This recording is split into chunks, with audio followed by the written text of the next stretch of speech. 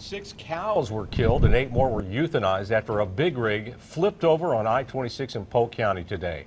That was just one of 3 serious accidents in the mountains today involving a tractor trailer. Drivers were delayed for hours in Haywood, Buncombe, and Polk counties as emergency crews worked fast to try and clean up each big mess.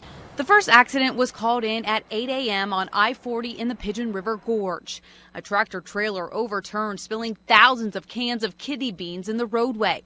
The Highway Patrol says the driver was speeding and his load shifted. Crazy. We're going to have to go around it. It's going to definitely make it slower for today. Drivers traveling in the westbound lanes were detoured for hours to a nearby exit ramp. Later in the day, traffic would be tied up in the westbound lanes of Interstate 40 in Swannanoa. The driver tells us that he was actually drinking coffee, got choked on the coffee, which caused him to become distracted. Troopers tell News 13 this 18-wheeler smashed through the guardrail, went over the median, and flipped in the westbound lanes.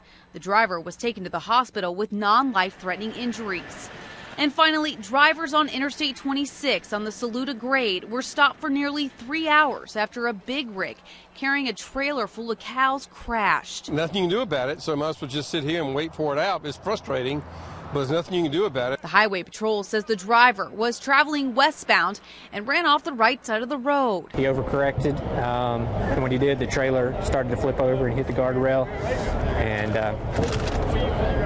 we ended up here. With the help of volunteers from Polk County Equine Rescue, emergency crews unloaded the cattle who survived the accident into separate trailers. The driver was not seriously hurt. It's surprising.